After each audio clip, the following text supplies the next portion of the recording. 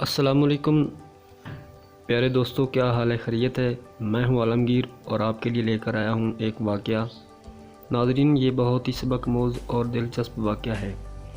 ناظرین، اس واقعہ کو اینڈ تک دیکھیں، اس میں آپ کو بہت ہی سبق ملنے والا ہے۔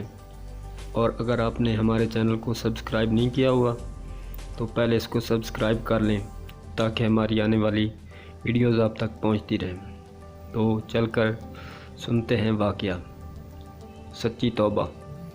حضرت عبداللہ بن عمر بن عبد الخطاب رضی اللہ تعالیٰ عنہما فرماتے ہیں کہ میں نے رسول اللہ صلی اللہ علیہ وسلم کو ارشاد فرماتے ہوئے سنا کہ سابقہ امت میں 3 آدمی تھے۔ وہ ایک دفعہ کہیں چلے جا رہے تھے کہ دوران سفر ان کو ایک غار میں رات گزارنا پڑی۔ چنانچہ وہ تینوں ایک غار کے اندر داخل ہو گئے۔ تھوڑی ہی دیر کے بعد پہاڑ سے ایک پتھر سرکا اور اس نے آ کر غار کا منہ بند کر دیا۔ سب کہنے لگے کہ اس پتھر سے نجات اور خلاصی کی یہی صورت ہے کہ ہر آدمی اپنے نیک اعمال کا اللہ تعالیٰ کے سامنے وسیلہ پیش کر کے دعا کرے۔ چنانچہ ان میں سے ایک آدمی نے یوں دعا شروع کی کہ اے اللہ، میرے بوڑھے ماں باپ تھے، میں ان سے پہلے اپنے بچوں کو دودھ نہیں پلاتا تھا۔ ایک دن درختوں کی تلاش میں دور نکل گیا۔ جب شام کو واپس آیا تو وہ دونوں سو چکے تھے۔ میں نے ان کے لیے رات کا دودھ دوہا۔ جب ان کی خدمت میں لے کر حاضر ہوا تو وہ سوئے ہوئے تھے۔ میں نے ان کو جگانا پسند نہیں کیا اور مجھے یہ بات بھی اچھی نہ لگی کہ ان سے پہلے اپنے بچوں کو دودھ پلاؤں۔ چنانچہ میں اسی حالت میں دودھ کا پیالہ میرے ہاتھ میں تھا اور ان کے بیدار ہونے کا انتظار کرتا رہا، یہاں تک کہ ساری رات گزر گئی اور صبح صادق ہو گئی اور بچے میرے قدموں میں بلبلاتے رہے۔ پھر وہ بیدار ہوئے تو انہوں نے دودھ نوش کیا۔ اے اللہ، اگر میں نے یہ کام تیری رضا جوئی کے لیے کیا تھا تو اس پتھر کی وجہ سے جس پریشانی میں ہم مبتلا ہیں اس کو دور کر دے۔ چنانچہ وہ پتھر تھوڑا سا ہٹ گیا کہ ابھی اس سے نکلنا مشکل تھا۔ پھر دوسرے آدمی نے یوں دعا کی کہ اے اللہ، میری ایک چچا زاد بہن تھی، وہ مجھے بہت پسند تھی۔ ایک روایت میں یہ الفاظ ہیں کہ میں اس سے اس قدر محبت کرتا تھا جس قدر کوئی مرد عورت سے محبت کرتا ہو، بلکہ اس سے بھی زیادہ۔ ایک دن میں نے اس سے برائی کا ارادہ کیا تو وہ نہ مانی، حتیٰ کہ وہ قحط میں مبتلا ہوئی تو وہ میرے پاس آئی۔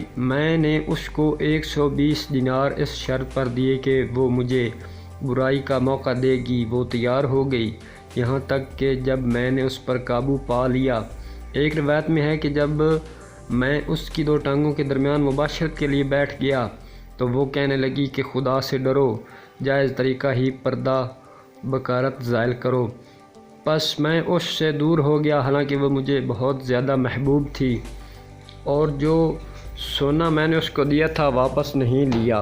اے اللہ، اگر میں نے یہ کام تیری خوشنودی کے لیے کیا تھا تو اس مصیبت سے ہمیں نجات دے دے جس میں ہم سب مبتلا ہیں۔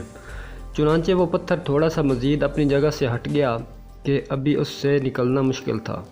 پھر تیسرے آدمی نے دعا کی کہ اے اللہ، میں نے چند مزدور اجرت پر رکھے تھے، ایک آدمی کے سوا سب کی مزدوری میں نے ادا کر دی۔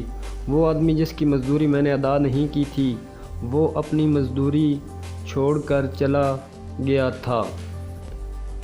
میں نے اس کی اجرت کو بڑھایا یہاں تک کہ اس سے اموال کثیرہ ہو گئے۔ پھر ایک عرصہ کے بعد وہ آیا اور اس نے کہا کہ اے اللہ کے بندے، میری اجرت مزید دے، مجھے دے دو۔ میں نے کہا کہ یہ اونٹ، گائے، بکریاں اور غلام وغیرہ جو تجھے نظر آ رہے ہیں یہ سب تیری ہی اجرت ہے۔ اس نے کہا کہ اے اللہ کے بندے، میرے ساتھ مزاح نہ کرو۔ میں نے کہا کہ میں تیرے ساتھ مزاح نہیں کر رہا ہوں۔ چنانچہ اس نے وہ سارا مال لیا اور سارے جانوروں کو ہانک کر لے گیا، کوئی چیز نہیں چھوڑی۔ اے اللہ، اگر میں نے یہ کام تیری رضا حاصل کرنے کے لیے کیا تھا تو ہمیں اس مصیبت سے چھٹکارا عطا فرما دے جس میں ہم سبھی مبتلا ہیں۔ چنانچہ وہ پتھر دور ہو گیا اور وہ تینوں اس غار سے نکل کر آگے کو روانہ ہو گئے۔ معلوم ہوا کہ مصائب و مشکلات کے پیش آنے پر اللہ سے دعا کرنی چاہیے، اور یہ تعمیل حکم بھی ہے، جیسا کہ ارشاد ہے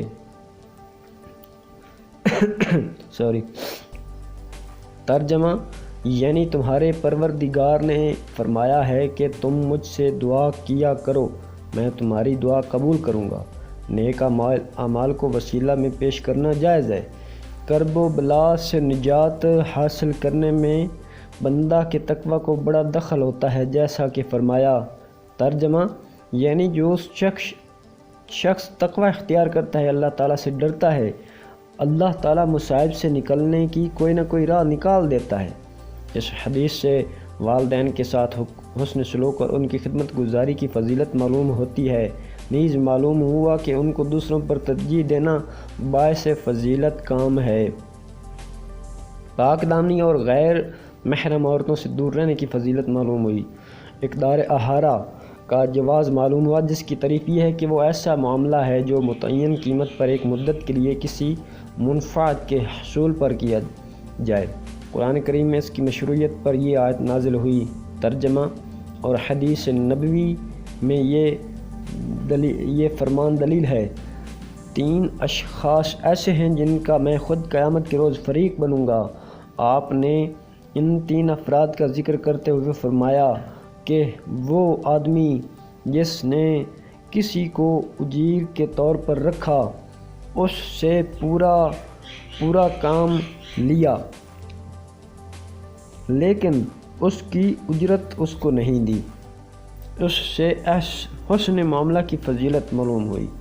اس سے معلوم ہوا کہ معاملات میں امانت کی ادائیگی اور فیض و سخاوت سے کام لینا بہت اچھا عمل ہے۔ ناظرین، پیارے دوستو، مسلمان بھائیوں، اگر آپ کو یہ واقعہ پسند آیا ہو تو ہمارے چینل بزرگان دین چینل کو ضرور سبسکرائب کریں اور بیل آئیکن کو پریس کر دیں۔ شکریہ، والسلام۔